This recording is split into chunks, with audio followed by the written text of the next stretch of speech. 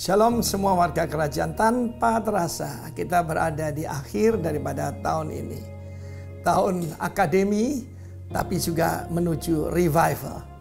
Dan seperti biasa, Tuhan itu caranya, metodenya sederhana, yaitu memakai seseorang. Ayat pokok kita dari Yesaya 32 ayat yang pertama. Behold, lihatlah, seorang raja akan memerintah dengan kebenaran dan keadilan. Juga para bangsawan, prinses, para pemimpin juga akan melayani di dalam keadilan. Ya, kebenaran, keadilan itu adalah dasar daripada kerajaan Allah. Lalu kemudian dikatakan seseorang, a man, akan jadi tempat perteduhan dan perlindungan daripada angin ribut. Dan kemudian seperti sungai yang mengalir di tempat-tempat kering. Dan seperti batu karang yang besar, tempat berteduh dari terik matahari. Batu karang yang besar. Saya pernah pergi ke Israel di daerah selatan, di daerah Padang Gurun. Dan di situ saya melihat di mana para raja wali tinggal. Dan saya lihat, saya mengintip daripada batu karang itu, dan di bawah ada kafilah. Panasnya memang luar biasa, saudara. Ya, saya bayangkan kalau saya taruh wajan di sini, saya ceplok telurnya langsung, saudaraku, matang gitu. Ya. Adakah orang-orang semacam itu? Ada. Tema kita adalah tentang advancing. Setelah be fruitful and multiply, ya, itu multiply dan fruitful itu adalah advance. Ada lebih jauh lagi, yaitu memenuhi bumi. Kita melihat dalam Kisah Para Rasul. Ada orang-orang semacam itu yang tadinya nggak dikenal. Mereka adalah the new emerging leaders. Kita melihat 7 diaken yang dipilih untuk melayani oma-oma, emak-emak, daripada yaitu mereka yang berbahasa Yunani. Kita melihat di dalam Kristus tidak ada tempat buat rasialisme. Melalui Stefanus yang dengan boldness, dengan keberanian memberitakan kebenaran, dan dia jadi martir yang pertama, itu memberikan dampak yang hebat. Yang pertama kepada rekan-rekannya. Filipus menembus batas. Kisah Rasul 8 ayat 1. Kalau Kisah Rasul 1 ayat 8 kuasa besar, Kisah Rasul 8 ayat 1 penganiayaan besar. Dia menembus batas kemana? Samaria. He's advancing the kingdom. Bukan cuma Samaria mengalami revival. Saya lihat yang buruk bisa berlanjut pada revival. Ingat Indonesia 1965. Ingat Indonesia 1998. Semua yang buruk bisa jadi baik. Bom Bali, ya, juga bisa banyak orang bertobat. Nah, saudara kemudian menembus batas lebih jauh lagi ketika dia bertemu dengan sida-sida dari Ethiopia. Dan orang inilah yang membuat kenapa banyak orang Ethiopia jadi percaya pada Tuhan Yesus. Dia menembus batas. Sida-sida ini adalah keturunan Ham pertama yang menjadi orang percaya lewat kehidupan a new emerging leader, yaitu Filipus. Jadilah seperti Filipus. Mulai dengan apa saja, melayani emak-emak, diakonia, baksos, dan Tuhan akan memilih engkau. Mereka tidak ditunjuk oleh rasul-rasul. Mereka diminta oleh jemaat. Berarti mereka punya nama baik di luar jemaat. Karena itu kalau saudara ingin menjadi tempat perlindungan dari angin ribut, menjadi orang yang hebat itu, maka saudaraku yang kekasih, engkau pertama-tama harus dipenuhi dengan Roh Kudus, dengan roh hikmat dan kuasa. Tuhan memberkati. Amin.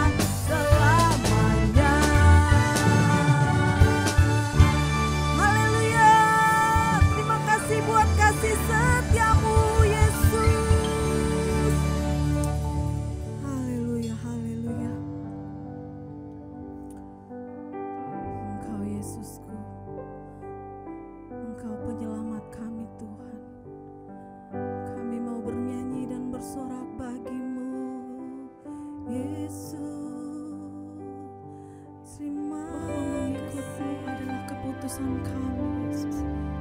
Dan kami tidak akan ingkar, Tuhan. Mari jemaat kita mau nyatakan pujian ini bersama-sama.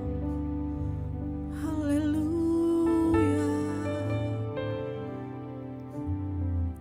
Yesus.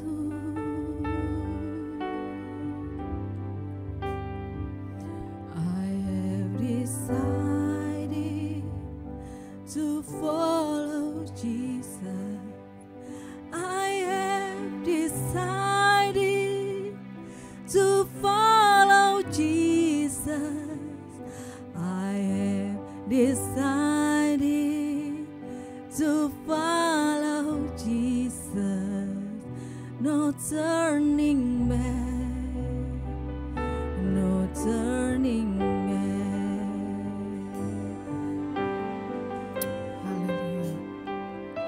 The world behind me, the cross before me.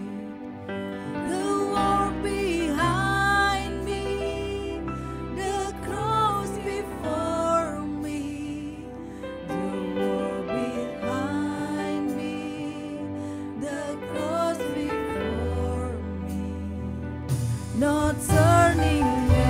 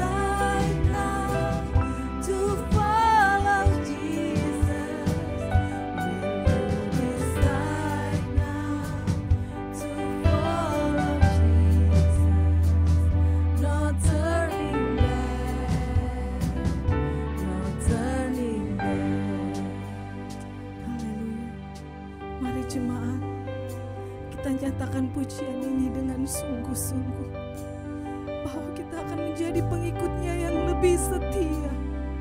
Haleluya. Mari kita naikkan pujian ini.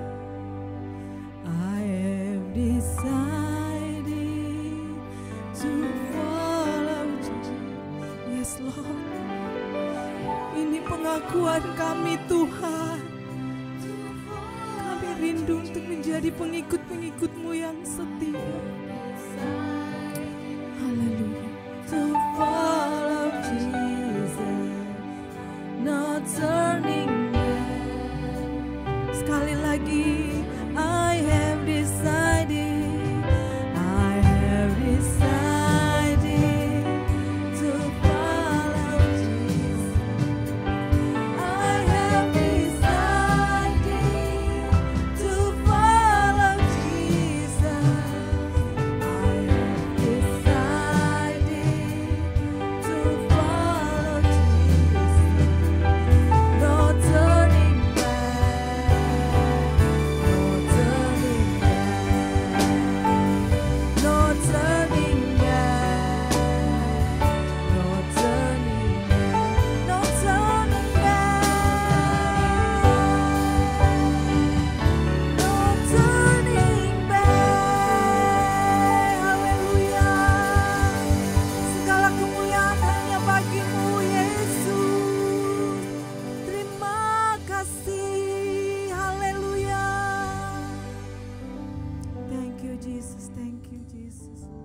Saatnya kita akan mendengarkan kebenaran firman Tuhan. Saya persilakan hambanya untuk menyampaikan kebenaran firman Tuhan. Haleluya. Shalom saudara-saudara, apa kabar? Puji Luar Tuhan. biasa. Puji Tuhan. Mari kita akan mendengarkan firman Luar Tuhan. biasa. Mari kita berdoa terlebih dahulu. Mari kita mohon Tuhan menolong kita untuk mengerti kehendak-Nya. Bapa di sorga, terima kasih. Engkau Tuhan yang mengasihi kami. Yang berdoa supaya Tuhan berbicara kepada kami oleh firman-Mu. Nyatakan kehendak-Mu buat kami Tuhan. Biar kami hidup seperti yang Tuhan kehendaki. Urapan-Mu turun ke atas kami. Yang berdoa supaya roh hikmat dan wahyu menolong kami untuk memahami dalam konteks kami masing-masing. Terima kasih buat kasih setia Tuhan. Urapi hamba-Mu. Dalam nama Tuhan Yesus Kristus. Amin. Puji Tuhan.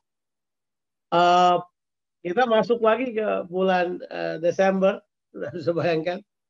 Saya tadi bilang bahwa ini tahun 2020 kayaknya bulannya dikit nih.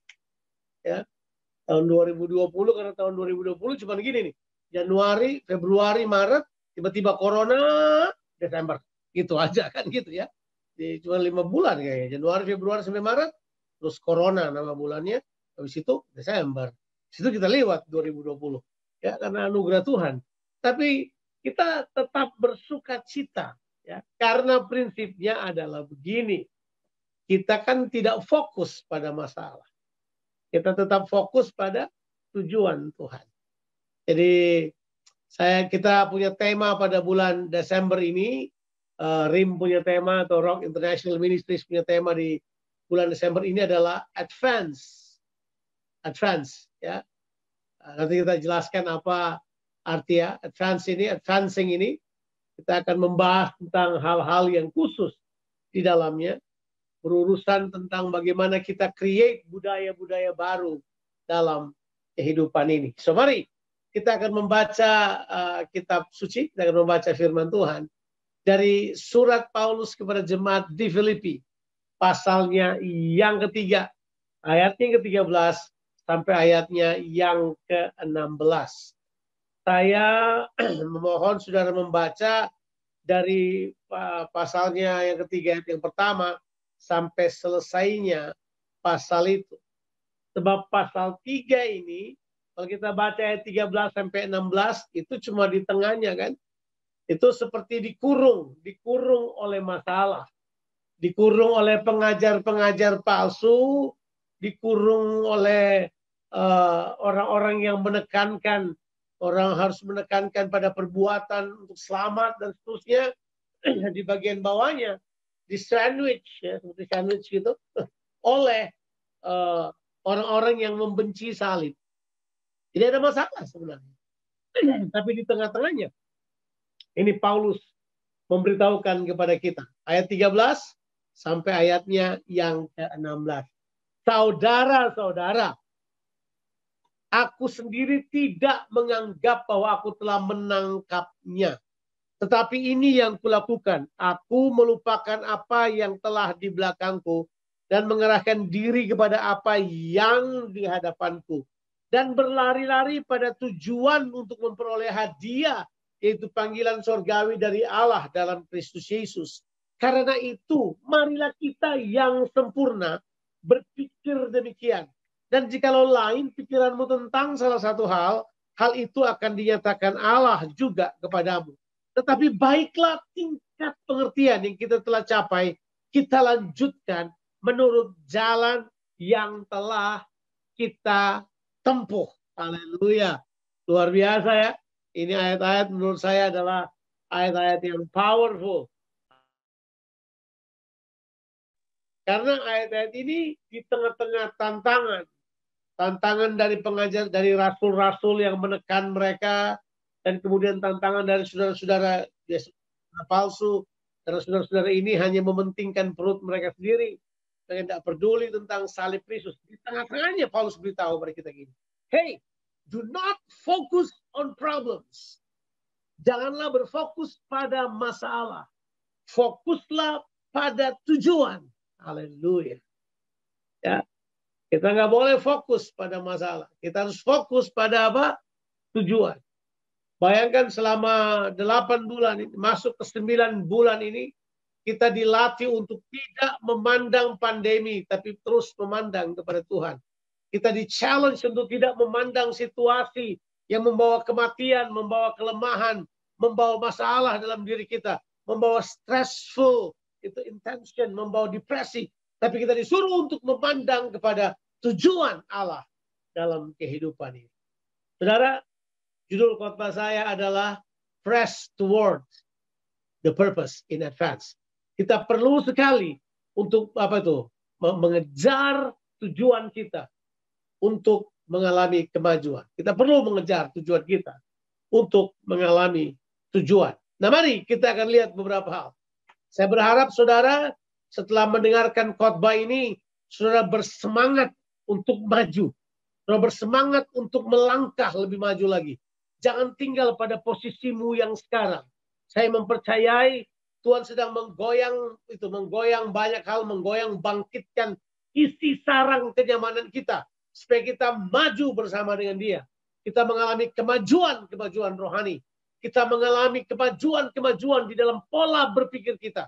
Kita mengalami kemajuan di dalam skill kita. Di dalam mengerjakan pekerjaan Tuhan. Dalam approach kita kepada orang-orang di sekitar kita. Karena kita tahu bahwa Tuhan ada bersama dengan kita. Mari kita mulai. Kalau saudara mau mengalami kemajuan atau advance. Nah, kata advancing ini, kemajuan ini, itu jelas. Itu punya arti. Kalau saudara buka kamus gitu mungkin ada 17 arti daripada kata advance, ya. Tapi saya cuma mau kasih 3 aja pengertian yang gampang. Arti daripada advance itu yang pertama adalah to move forward. Jadi bergerak ke depan.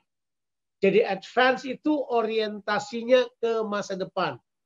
Jadi advance orientasinya adalah ke masa depan. Siapa yang tahu bahwa kerajaan Allah adalah kerajaan masa depan.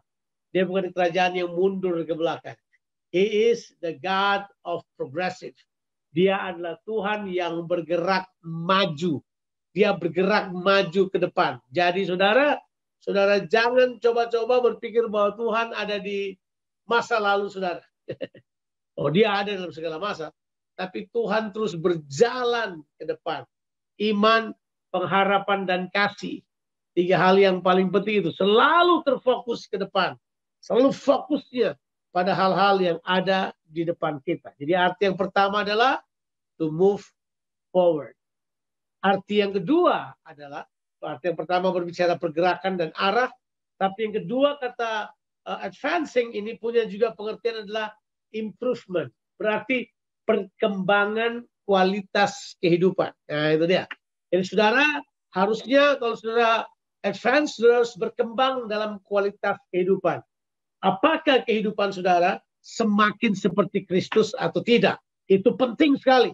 Itu tidak peduli apakah saudara seorang berpendidikan tinggi atau berpendidikan rendah. Mungkin saudara pekerjaannya sebagai orang yang high pay job, atau saudara mungkin cuma menerima gaji yang pas-pasan. It won't matter about that. Karena yang penting adalah apakah kita ini mengalami improvement secara kehidupan. Itu penting. Itu kata advance adalah mengalami improvement. Tapi yang ketiga adalah berurusan dengan skill kita. Kata advance itu punya pengertian level, tingkatan. Ya. Sudah pernah nggak mau main game atau mau main sesuatu kemudian ditanya, levelmu apa? Are you beginners? Are you advanced? Or are you the masters? Ya, saudara udah jago gitu. Tapi itu advance itu adalah level di mana kita mengalami pertumbuhan dalam dalam skill kita. Ya, skillmu gimana? Main musik gimana? Kita sih sudah advance. Kita nggak main dasar lagi. Kita mulai main yang lebih advance. So it's talking about the level of skill. Ya, ada tingkat keahlian yang dimiliki oleh orang. Saya tidak akan bicara banyak mengenai hal tersebut. Saya ingin berbicara tentang, are you advancing in your spiritual growth? Apakah saudara mengalami pertumbuhan di dalam pertumbuhan rohani saudara? Sebab ini prinsipnya. Saudara hanya bisa menciptakan budaya baru kerajaan Allah dalam kehidupan saudara kalau saudara bertumbuh menjadi dewasa. Hanya orang dewasa yang bisa menciptakan budaya-budaya baru. Dan hanya sesuatu yang telah menjadi budaya saja yang dapat kita pindahkan kepada generasi berikutnya. Itu prinsip yang perlu kita pertimbangkan. Nah, ada 1, 2, 3 ya, mudah-mudahan bisa selesaikan dengan cepat ini. Ada 3 hal penting yang harus kita perhatikan kalau kita mau advance. Kalau kita mau maju ke depan, ada 3 hal yang perlu kita pertimbangkan. Yang pertama, jangan merasa sudah sampai. Itu jawab. Jangan merasa sudah tiba pada tujuan. Jangan. Jangan merasa that you have arrived. Jangan merasa bahwa saya sudah sampai nih. Udah cukup. Sekarang udah selesai. Saya udah nyampe. Saya udah nyampe ke sini. Udahlah. Sebab kata ini punya konotasi puas diri. Bahwa saudara, oh ya sudah, I'm here. Saya udah nyampe. Udah beres. Saya beritahu pada saudara. Waspada. Pada roh lumayan dan merasa sudah nyampe. Itu nggak boleh. Kita harus strive for the best. Kita harus tetap mengizinkan Tuhan bergerak dalam kehidupan kita. Jangan merasa sudah sampai. Coba lihat ayat yang ke-13. Saudara-saudara, aku sendiri tidak menganggap. Jadi ini adalah anggapan. Ini mental di sini. Kata yang dipakai dengan kata menganggap itu dalam bahasa Yunani-nya kata yang dipakai adalah logizomai. Jadi sesuatu yang kita sudah analisa, kita anggap itu menjadi penilaian kita. Ya. Aku sendiri tidak menganggap bahwa aku telah menangkapnya atau aku telah mencapainya. Itu dia tuh. Ya. Terjemahan bahasa King James, brethren, count not myself to have apprehended. Sudah mendapatkannya, sudah mencapainya. But this one thing I do. Tapi ada sesuatu yang aku buat. Itu dia. Jadi Paulus tidak merasa bahwa dia sudah sampai. Dia sudah mencapai apa yang dia harus capai. Belum. Saudara-saudara, jangan merasa sudah sampai. Jangan merasa sudah tiba pada sebuah kesimpulan yang paling kuat. Bahwa saudara sudah mencapai tujuan Tuhan. Jangan. Jangan, saudara. Kita belum. Kita masih terus berproses. Kita masih terus berjalan bersama dengan Tuhan. Beberapa orang karena nyaman terlempar ke belakang. Beberapa orang karena merasa sudah sampai mereka terlempar ke belakang. Mereka tidak lagi bergerak maju. Akhirnya mereka apa? Ketinggalan. Stagnasi biasanya terjadi pada orang-orang yang udah merasa puas. Udah puas diri dengan pencapaian mereka. Oh udah sampai. Cukup sampai di sini. Saudara, mari saya beritahu pada saudara. Saya melayani Tuhan baru 38 tahun. Saya telah melihat dengan mata kepala saya sendiri. Bahwa ada orang-orang yang bersama-sama bergerak maju. Di mana mereka sekarang? They stay behind. Mereka sekarang ada di belakang. Kenapa? Karena mereka merasa puas. Ya udah cukup begini aja. Saya belajar enggak. Ketika orang lain semakin puas. Saya baca buku lebih banyak.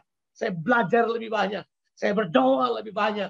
Saya diskusi dengan orang. Saya cari Tuhan. Saya dengar apa yang Tuhan sampaikan. Saya ingin masuk lebih dalam bersama Tuhan. Never ever. Jangan pernah merasa bahwa saudara sudah sampai pada akhirnya. Padahal belum. Saudara masih dalam proses ke arah itu. Kita perlu sekali untuk mengembangkan rasa lapar dan haus kepada Tuhan. Saya mengutip statement daripada Smith Wigglesworth. Kalau kamu tetap di tempat, itu sama dengan kamu murtad. Kaget saya. Hah? Kamu harus bergerak maju. Sebab kalau kamu tinggal di tempat, itu sama dengan kamu murtad. Alasannya simpel, dia bilang apa? Karena Tuhan kita terus bergerak. Our God is the God of movement. Tuhan kita terus bergerak maju, saudara. Dia nggak tinggal di tempat. Dia bergerak maju. Maka orang yang tinggal di tempat akan ketinggalan. Tuhan terus bergerak maju ke depan. Mereka ketinggalan. Karena sudah ketinggalan apa? Mereka bisa terlempar keluar dari pergerakan Allah. Saya nggak mau. Saya mau masuk pada apa yang Tuhan inginkan.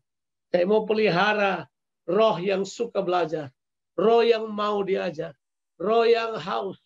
Roh yang mau ditegur. Ada orang waktu masih mahasiswa bisa ditegur. Ya, begitu dapat titel yang pertama, sudah mulai bantah-bantah dikit. Begitu 2 titelnya, semua orang dia lawan, bahwa semua salah. Nah, ini orang udah merasa nyampe nih kayaknya nih. Ya, ini orang udah merasa selesai. Saya tidak. Saya buang titelnya. Tidak perlu ada itu. Saya mau tetap belajar terus bersama dengan Tuhan. Saya pengen capai apa yang saya tahu penting dalam kehidupan ini. Ada juga profesor dokter yang bantut di belakang banyak. Sampai bilang tidak. Ada juga orang yang S2 nggak kerja kok. Ada juga orang yang kenapa? Karena mereka pikir mereka udah nyampe. Saudara, jangan pernah puas diri. You need to advance. Perlu maju ke depan. Haleluya. Miliki sikap itu. Tetap belajar. Belajar firman Tuhan. Haus akan firman Tuhan. Mau tahu pewahyuan Tuhan pada masa kini apa? Mungkin ayat yang sama kita baca 10 tahun yang lalu. Mungkin sekarang kita baca sudah ada pewahyuan baru sekarang ini. Karena Tuhan terus menyampaikan hal-hal yang baru kepada kita. Haleluya. Ya. Yang kedua. Yang pertama tadi apa? Jangan merasa sudah sampai. Terus belajar. Terus terbuka. Terbuka untuk teguran. Terbuka untuk masukan. Terbuka. Berpikir terbuka. Yang kedua, nah ini adalah fokus pada tujuan. Nah ini dia. Yang kedua adalah fokus pada tujuan. You cannot help. When you focus on the purpose, you will deny your past. Itulah kira-kira bahasa. Saudara bisa tolong. Kalau saudara fokus pada tujuan, saudara pasti akan meninggalkan yang di belakang saudara. Saudara akan lupakan apa yang ada di belakang saudara. Ya, saudara tidak akan izinkan yang di belakang saudara kendalikan saudara. Apalagi menahan saudara untuk mencapai tujuan Allah. Jangan, saudara, lupakan yang di belakang. Paulus berkata, aku tidak merasa bahwa aku sudah menangkapnya. Tidak. Tapi aku telah melakukan. Ini yang aku lakukan. Aku melupakan apa yang di belakangku. Dan mengarahkan diri kepada apa yang di hadapanku. So focus towards the future. Focus towards the things before you. Fokus pada hal-hal yang ada di depan saudara. Baru ayatnya ke-14 beritahu. Aku berlari kepada apa? Tujuan. Focus at the purpose. Ya. Saya suka kata berlari. Ya. Saya suka nggak kata berlari? Dan berlari-lari. Berlari itu you put extra effort. Sudah menaruh sebuah, apa itu? Effort itu apa? Upaya tambahan. Kasih dong. Tambah di situ. Kesungguhan ditambah di situ. Orang Kristen kalau mau impress orang lain, dia tambah. Dia tambah banyak hal untuk impress dirinya. Tapi kalau untuk kerajaan Allah, mereka tidak mau tambah apa-apa. Mereka mau terima banyak. Mereka mau tambah impress mereka. Harus saya beritahu pada saudara. Put something in it. Taruh kesungguhan lebih lagi di situ. Berlari dengan sungguh-sungguh kepada tujuan. Fokus on your purpose. Haleluya. Fokus pada tujuan saudara. Saya mau katakan ini. Makanya ketahui apa tujuanmu. Bagaimana orang mengetahui tujuannya? Ya bergaul dengan Tuhan.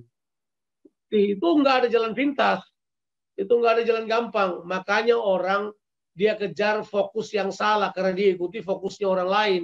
Dia tidak temukan fokusnya sendiri. Oh, enggak, Pak Paulus tahu. Dia harus fokus kepada apa? Tujuan yang dia terima dari Tuhan. Dia fokus ke situ. Dia fokus. Kalau kita fokus, kita kurang fokus ya. Kalau kita fokus, tantangan tidak akan menghentikan kita. Masalah tidak akan menghentikan kita. Masalah seperti angin lalu, ya. Ada orang terlalu itu tipis perasaannya. Dia terfokus kepada perasaannya. Dia jaga perasaannya. Aduh, saya terluka, Pak. Saya minggir sedikit dulu, saya mau urus luka saya. Urus tuh luka. Orang kehabisan waktu cuma urus luka. Masa lalu. Yang gitu-gitu yang mereka urus tiap hari. Come on.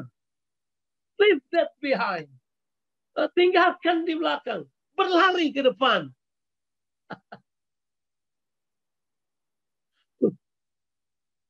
Itu masalah kalau diurus tambah besar, gitu aja. Urus terus itu masalah, tambah gede dia. Diteropong sana, teropong sini, tambah besar dia. Kasih kacang besar lagi, lebih besar lagi dia. Coba saudara balik, saudara berkata, no. This will not affect me anymore. This will not stop me anymore. Ini tidak akan hentikan saya untuk mencapai tujuan Allah dalam kehidupan ini. Wow. Lupakan yang di belakang. Arahkan pada tujuan. Fokus kita ke depan.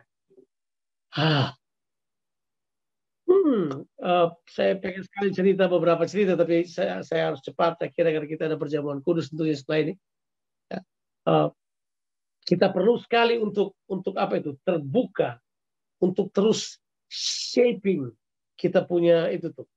Kita harus shaping tujuan kita. Kalau saudara bijaksana, saudara punya diary, kemudian tulis tujuan hidup saudara. Every now and then check, sudah capek nggak? Apa ini? Tercapai nggak? Tapi kita kan nggak mau tahu. Kita careless kan? Yang kita pikir cuma yang penting dapat makan, bisa ada selfie sedikit, bisa narsis sedikit, taruh di Indan itu, kita nggak pusing tentang tujuan Tuhan. Kapan terakhir kali sudah pusing pada tujuan Tuhan? Sudah pusing pada masalahmu kan? Orang berkata, iyalah, kita sudah cukup dipusingkan dengan masalah kita. Tuhan juga mengerti. Iya sih, Tuhan mengerti. Tapi masalahnya adalah kasihan kita. Kita terputar-putar pada lubang yang sama. Kita terputar-putar pada masalah yang sama. Never ending. Tidak pernah selesai. Fokus pada tujuan. Ya. Yang ketiga. Kita lihat langsung ayatnya yang ke-15. Ayat yang 15 memberitahukan kita pada hal yang ketiga. Mau advance enggak? Berpikir dewasa. Kalau saya paraphrase dia adalah kita harus dewasa dalam berpikir, itu dia. Dewasa dalam berpikir. Karena itu marilah kita yang sempurna berpikir demikian. Berpikir apa itu? Dua hal yang di atas. Lupakan yang di belakang, arahkan kepada tujuan. Itu. Kita yang dewasa harus berpikir demikian. Bilang dulu dewasa. Kenapa saya bilang dewasa? Sebab kata sempurna di situ itu berasal dari bahasa Yunani teleos namanya ya. Itu teleos artinya adalah bukan perfect atau blameless, tapi teleos punya pengertian adalah come to the fullness of maturity. Datang kepada kedewasaan. Ya, orang dewasa berpikir jelas. Memang betul. Kedewasaan itu adalah dimulai dari pikiran. Ada orang usianya udah cukup banyak, tapi cara berpikirnya kanak-kanak. Sebab ada orang yang punya titel barangkali, atau punya jabatan pelayanan barangkali, tapi dia perkataannya, perasaannya, dan pikirannya kanak-kanak. Itu memang benar. Saya bisa baca dalam kitab 1 Korintus pasalnya yang ke-13. Ayatnya yang ke-11. Tolong ditaruh di screen dulu ayatnya. Thank you. 1 Korintus pasalnya yang ke-13. Pasalnya yang ke-11. Sorry. 1 Korintus 13 ayatnya yang ke-11. Boleh kan? Itu dibilang begini. Pada waktu aku kanak-kanak, aku berkata-kata seperti kanak-kanak. Merasa seperti kanak-kanak. Aku berpikir seperti kanak-kanak. Coba saudara cek dulu. Apakah saudara berkata-kata seperti kanak-kanak? Mau tahu? Orang yang berkata-kata seperti kanak-kanak. Kata-katanya kosong, nggak ada isinya. Kata-katanya konsentrasi pada kebutuhan aku. Mengeluh, bertengkar, ngomong seenaknya tanpa kendali. Itu kata-kata seperti kanak-kanak. Fitnah. Menyalahkan orang lain. Atau aku merasa seperti kanak-kanak. Perasaan tipis. Gampang tersinggung. hati gampang hancur. Konsentrasi kepada perasaan demi perasaan. Dikalahkan dalam kehidupan yang logis. Atau sudah berpikir seperti kanak-kanak. Oh ya, pikiran saudara tidak pernah seimbang seperti yang Tuhan inginkan. Saudara berpikir untuk dirimu sendiri. Saudara berpikir seperti Tuhan berpikir. So Paulus beritahu pada kita, if you want to go advance, then you have to train your mind. Saudara harus latih pikiran saudara untuk berpikir dewasa. Udah dewasa nggak? Nah, orang dewasa kan terlihat dari apa? Perkataannya. Terlihat dari apa? Bagaimana dia merasa. Bagaimana dia berpikir. Ayo dewasa ya. Bertumbuh dewasa. Kalau sudah mulai bertumbuh dewasa, itu untuk 3 hal tadi, kata Paulus, itu keputusan. Kamu harus matikan kedagingan-kedagingan kekanak-kanakanmu. Tinggalkan kekanak-kanakanmu. Advance. Kalau dia bilang seperti itu, tinggalkan. Karena dia bilang kan, di ayat yang tadi. Tetapi ketika aku menjadi dewasa, aku meninggalkan. Ya. Jadi dewasa juga kadang-kadang punya pengertian meninggalkan yang di belakang. Betul. Makanya dia bilang, berpikir dewasa, Pak. Bertumbuhlah. Tolong, jangan sampai nggak bertumbuh. Bertumbuhlah. Saya tidak terlalu pusing sebenarnya dengan pertumbuhan jumlah. Itu urusan nanti. Yang penting setiap pribadi bertumbuh dulu secara kualitas kehidupan di dalam Tuhan. Bertumbuh di dalam kehidupan karakter Kristus dalam kehidupanmu. Bertumbuhlah. Saya suka ya kalau ketemu orang sharing pengalamannya sama saya, terus minta counseling, saya suka duduk sambil berpikir, sebenarnya masalahmu enggak ada apa-apa sih. Kamu bertumbuh aja. Kalau kamu bertumbuh selesai ini masalah. Beberapa masalah enggak perlu didoa puasain, enggak perlu ditengking-tengking. Bertumbuh aja, selesai itu masalah. Saya juga lihat ke atas dan beberapa orang kadang-kadang, atau saya juga, udah berdoa. Jawaban Tuhan dari atas, grow up man. Bertumbuh kamu. Kalau kamu bertumbuh, cara pandangmu berbeda. Apa yang tadinya masalah, sekarang bukan masalah lagi. Ya, kita perlu bertumbuh. Kita perlu advance. Tapi kemudian, ini yang saya mau beritahu, saudara. Saya cuma mau beritahu bagian Tuhan. Apa yang Tuhan buat kalau kita memang rindu untuk advance dan bertumbuh. Saya suka ayatnya yang ke-16. Atau ayatnya yang ke-15 bagian akhir. Dan jikalau lain pikiranmu tentang salah satu hal itu akan dinyatakan Allah juga kepadamu. Jadi nggak usah takut. Tuhan akan tetap nyatakan itu pada saudara. Cuman masalahnya begini. Kalau kita kanak-kanak, kita suka mengerti kehendak Allah. Kalau kita kanak-kanak, kita pasti akan ditaklukkan oleh dunia ini. Pasti. Kedagingan akan taklukkan saudara. Jadi gini. Dalam pertumbuhan ini, kita perlu lanjutkan. Advance tingkat pengetahuan, tingkat pengertian kita. Jika orang tanya pada saya, arti kedewasaan apa itu? Advancing in the way you think. Ayatnya ke-16. Tetapi baiklah tingkat pengertian yang telah kita capai, kita lanjutkan. Haleluya. Oke. Tingkat pengertian yang telah kita capai, kita lanjutkan. Makanya jangan jadi orang yang sok tahu. Nggak boleh. Jangan jadi orang yang belagak tahu. Nggak boleh. Saudara harus tetap memelihara itu tuh roh yang suka belajar. Supaya saudara terus maju di dalam Tuhan. Saya suka kata itu. Tetapi baiklah. Tingkat pengertian yang telah kita capai, kita lanjutkan. So Paul bilang, keep advancing in the way you're thinking. Dengan caramu berpikir, tetaplah mengalami kemajuan dalam pola pikirmu. Saudara, saya baca Alkitab Perjanjian Baru, itu terbanyak yang ditawarkan Paulus dan penulis Perjanjian Baru adalah supaya mengalami perubahan pikiran, mengalami metanoia, supaya kita dapat mengerti kehendak Tuhan, dan kita berjalan dalam jalannya. Tuh, saya percaya Tuhan akan menyatakan lebih kepada kita. Karena dia bilang begini, Tuhan akan menyatakannya kepada kita. Bagian Tuhan adalah Dia akan menyatakannya kepada kita. Dia akan membawa kita. Ingat, pertumbuhan bukan bagian kita kok. Itu bagian Tuhan. Tapi waktu kita datang terus kepada Tuhan, dengan hati yang terbuka, dengan advancing spirit, kita memaju terus bersama dengan Tuhan. Saya percaya, kita semua akan bertumbuh ke arah Tuhan Yesus Kristus. Tuhan memberkati saudara-saudara sekalian. God bless you. Haleluya.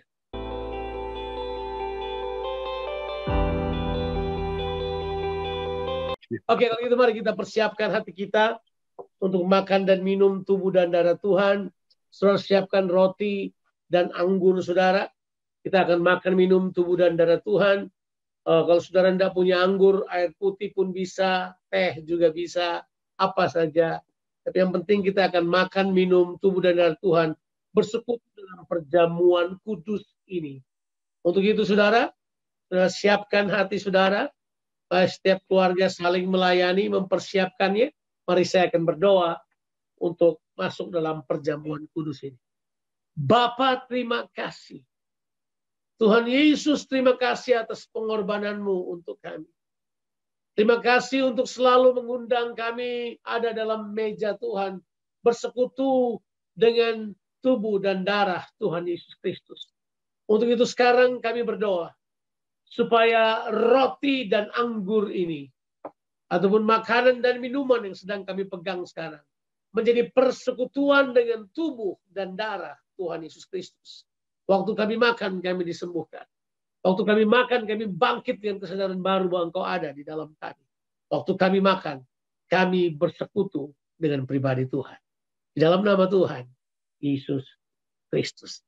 Mari saudara, kita angkat roti di tangan kanan kita. Jangan dengan tradisi, tapi dengan hati yang terbuka pada Roh Kudus untuk mewahyukan pribadinya kepada kita. Firman Tuhan berkata tentang makan minum tubuh dan darah Tuhan. Sebab apa yang aku teruskan kepadamu telah aku terima dari Tuhan, yaitu Tuhan Yesus pada malam waktu Dia diserahkan. Dia mengambil roti, mengucap syukur atasnya dan memecah-mecahkannya sambil berkata, inilah tubuhku yang diserahkan bagi kamu. Ambillah menjadi peringatan akan daku. Pada tubuh Yesus Kristus, Dia telah menanggung semua penyakit, semua dosa, semua kelemahan, dan semua kutuk kita. Kita tidak perlu lagi mengalami hal tersebut. Tapi telah ditanggung oleh Tuhan Yesus Kristus. Pada tubuh ini juga Dia melakukan kehendak Bapa yang sempurna. Mari bersekutu dengan tubuh Tuhan. Makan dengan iman. Dalam nama Tuhan Yesus Kristus.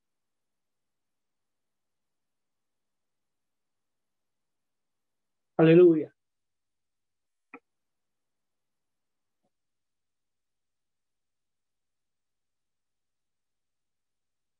Kita punya sekutu yang hebat. Kiranya tubuh kita dibangkitkan untuk menjadi pelaksana kehendak Tuhan. Mari kita angkat cawan di tangan kanan kita. Demikian juga sesudah makan, Ia mengambil cawan dan sambil berkata, inilah cawan perjanjian baru yang dimateraikan oleh darah. Ambil dan minumlah menjadi peringatan akan daku. Darah Kristus. Cawan ini adalah persekutuan dengan darah Kristus. Darah Kristus adalah darah penebusan dan juga darah kemenangan. Darah penebusan karena Dia telah menebus manusia, kita orang percaya, dari dosa. Tapi darah ini juga adalah darah kemenangan. Sampai oleh darah anak domba. Oleh perkataan kesaksian mereka. Mereka mengalahkan iblis, ular tua itu. Mari saudara bersekutu dengan darah penebusan dan darah kemenangan ini. Minum dengan iman dalam nama Tuhan Yesus Kristus.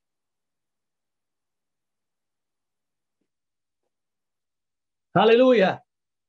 Mari bersyukur kepada Tuhan. Berterima kasih buat karya Kristus, buat kehidupan kita. Kita akan selalu ingat bahwa Kristus sekarang berdiam dalam kehidupan kita. Kita bersekutu dengan tubuh dan darahnya. Bersekutu dengan pribadinya. Bersekutu dengan Tuhan. Terima kasih banyak Bapa di sorga. Saya kasih waktu saudara 1 atau 2 menit ini.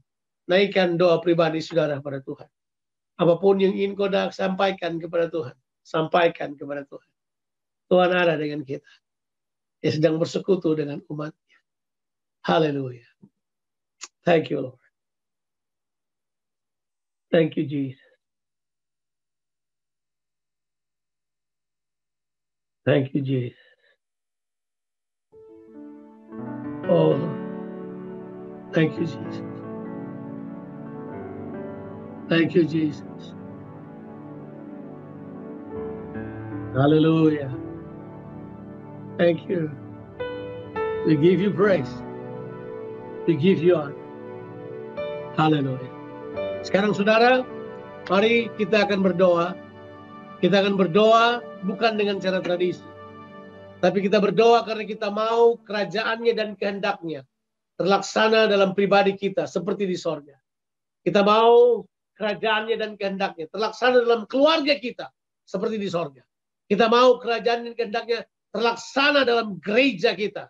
Dalam Rock, MTP. Itu mengalami kerajaan Allah seperti di sorga.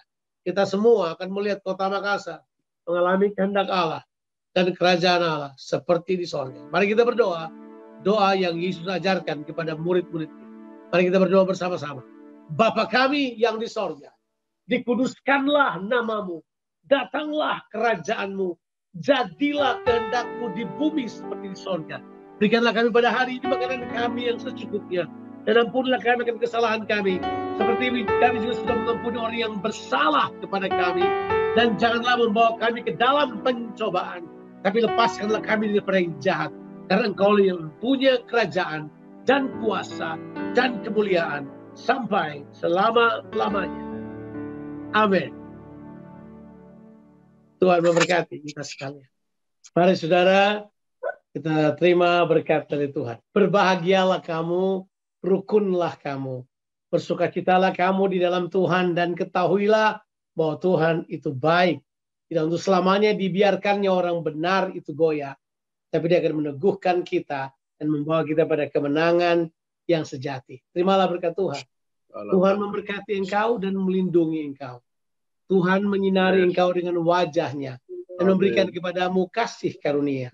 Tuhan menghadapkan wajahnya kepadamu dan berikan engkau damai sejahtera limpah rahmat. Supaya diberkatilah kehidupanmu, diberkatilah keluar masukmu, diberkatilah keluargamu dan orang-orang yang kau kasihi. Diberkatilah pekerjaanmu dan studimu. Kiranya apa saja yang dikerjakan oleh tanganmu dilipat gandakan oleh Tuhan. Kiranya tangan-tanganmu ini menjadi tangan kesembuhan, tangan keberkatan, dan tangan pemulihan bagi semua orang yang kamu jumpai. Karena Tuhan berdiam dalam kehidupanmu dan saudara Tuhan bersama-sama dengan engkau. Dalam nama Tuhan Yesus Kristus. Haleluya. Amin.